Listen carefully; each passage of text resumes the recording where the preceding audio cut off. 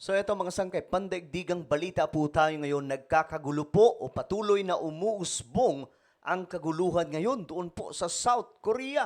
Ano nga bang nangyayari?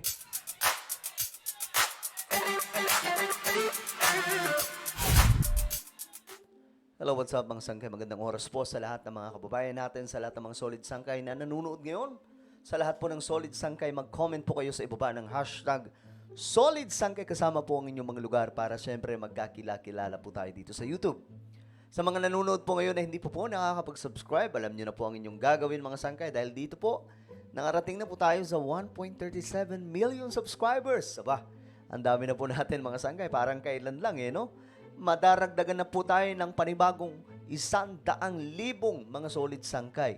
Dahil paparating na po tayo sa 1.4 million subscribers. Kaya naman kung gusto mo mapabilang sa umuusbong at dumaraming mga solid sangkay, ang gawin nyo lamang, i-click nyo po yung subscribe. Nasa ibaba lamang po ng video na to, right? I-check nyo po sa ibaba ng video, may makikita po kayo diyang subscribe. Pindutin nyo po yung subscribe, then pindutin nyo po yung bell at pindutin nyo po yung all. Okay ba yun? Sa mga nanonood naman po sa Facebook, i-follow nyo po yung ating Facebook page. Okay guys, pandaigdigang balita tayo mga sangkay. Nakaraan kasi, nagdeklara po ng martial law itong si President Yoon ng bansang South Korea.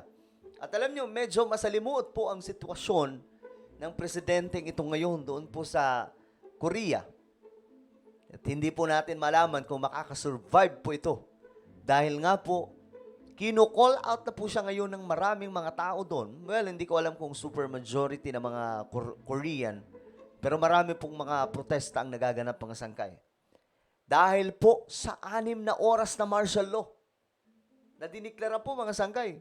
Grabe 6 hours lang. Napakabilis po ng martial law. Alam niyo kung bakit? Nagbotohan kaagad sa, ang mga lawmakers ay nagbotohan. At doon, napagdesisyonan na kailangan tanggalin ang martial law. Wala pong nagawa ang presidente ng South Korea. Alam niyo mga sangkay, yung South Korean president, naninilikado din po dahil nga po, ang mga lawmakers, majority, ayaw sa kanya, nasa opposition. Kaya nga nagtataka din ako, paano na nangyari na nanalo po itong presidente ng South Korea. Okay. Kung mayroon mang nakikinabang at tumatawa ngayon, walang iba kundi si Kim Jong-un ng North Korea. Well, alamin po natin ang balitang ito. Protesters have gathered in front of South Korea's National Assembly as opposition lawmakers say they will vote this weekend to impeach President Yoon Suk-yeol for his attempt to impose emergency law. Alam niyo, may rason naman po siya dito mga sangkay. Ngayon kasi gustong ipa-impeach si President Yoon. Pero may reason po siya dyan Ang opposition daw kasi, itong opposition, nakikipagsabuatan po sa North Korea. Yun ang sinabi, mga sangkay, nakikipagsabuatan daw po o nakikipagsimpatya sa North Korea. Alam naman po natin ang North Korea, mga sangkay. Wala naman pong ibang pinangarap yan, kundi mapasa kamay nila itong South Korea. So baka nga mangyari, hindi na po ako magtataka kung biglang lulusubin po ito ng North sa gitna po ng kaguluhan. Kasi parang, alam ko, ang North Korea naghahanap lamang po ng chance para po talaga masakop nila ulit itong South Korea. According to local media reports, South Korea's opposition is aiming for an impeachment vote on Saturday against Yoon. The leader of South Korea's ruling party has asked the president to leave the party, even as he vowed to block an opposition-led impeachment motion. Over his brief declaration of martial law, the ruling People Power Party has said all of its 108 lawmakers will stay united to reject the president's impeachment. Ayan na. Nagkakaisa daw po ang mga lawmakers. Kasi halos kalahati, kuha po nila mga sangkay. Mahigit po sila kalahati. Itong mga lawmakers na sumusuporta dito sa opposition. Pero alam niyo mga sangkay, ang nakikita ko po dito, na failure nitong sistema ng gobyerno ng South Korea dahil po sila ay presidential system. Parang sa Pilipinas din po yan mga sangkay, di ba? Agawan po ng posisyon ang nangyayari. Hindi na po nakakapagtrabaho yung mga leader dahil nga po busy sa kakadepensa, busy naman po sa pang-agaw ng pwesto itong mga opposition, mga sangkay. Ito po yung pangit na sistema ng presidential. Kasi ang South Korea, parang Pilipinas din po yan at Amerika, presidential system. Ganun po sila. Kung kaya't mga sangkay, mapapansin nyo, magulo po yung mga presidential system ng mga bansa. The opposition needs 8 ruling party lawmakers to vote with them for the impeachment bill to pass. Meanwhile, President Yoon Suk-yeol has accepted the resignation of Defense Minister Kim Yong-kyun amid growing controversy surrounding his role in Yoon's aborted martial law declaration. Grabe. Kita nyo na, pati kakampi niya, mga sangkay, Defense Minister, nagbitiw na sa kanyang pwesto.